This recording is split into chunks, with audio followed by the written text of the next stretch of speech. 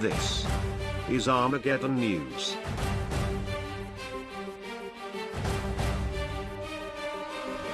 With the ISIS Caliphate now expanding its reach into the world, especially into Europe, we need to look at the deceptive, unseen agenda behind these attacks.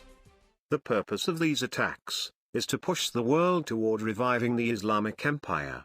We are in fact witnessing a problem-reaction-solution scenario in the Middle East. The problem which has been created is ISIS and jihadist terror groups. The reaction is global fear. The solution now being proposed is an alternative caliphate. The purpose of these groups is to create such fear of jihadist attacks that the world will soon be begging the Arabs to revive an alternative caliphate, just to stop the destruction of Western civilization.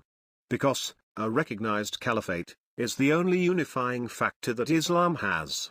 As Muslims worldwide have to swear allegiance or bay'ah to the recognized caliph, and obey his every command, which the Bible calls the worship of the beast. Revelation 13:8 says, "And all that dwell upon the earth shall worship him, whose names are not written in the book of life, of the Lamb slain from the foundation of the world." The Muslim bay'ah, or oath of allegiance, is a perfect description of the global worship of the beast.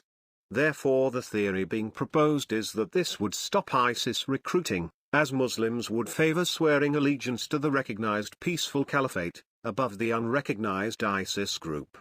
Unfortunately, this is not just a theory. We have begun to see Muslims pushing for this very thing. To create an alternative caliphate, as the means to finally create peace in the Middle East and the world, and stop the Islamic State's recruiting program. The Bible itself speaks about this peace, which will destroy many. Daniel 8:25. "And through his policy also he shall cause craft to prosper in his hand, and he shall magnify himself in his heart, and by peace shall destroy many." Middle East peace is what the world has been waiting for.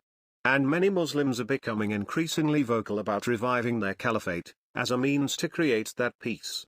And mainstream media has also begun discussing what an alternative to the Islamic State would look like, saying that the only way to stop Muslims murdering is to create a theocratic dictatorship. One Twitter post reads, "Many Muslims want a real caliphate, not ISIS.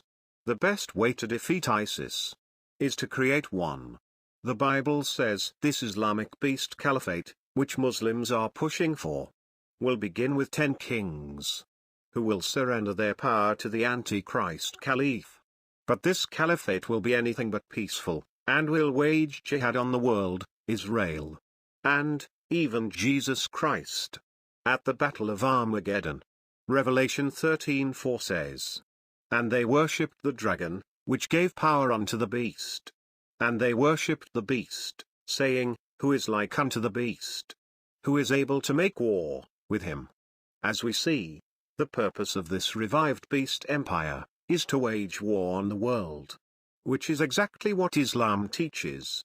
That when their Mahdi appears, and revives their caliphate, they will begin a global jihad, to make the world submit to Sharia law.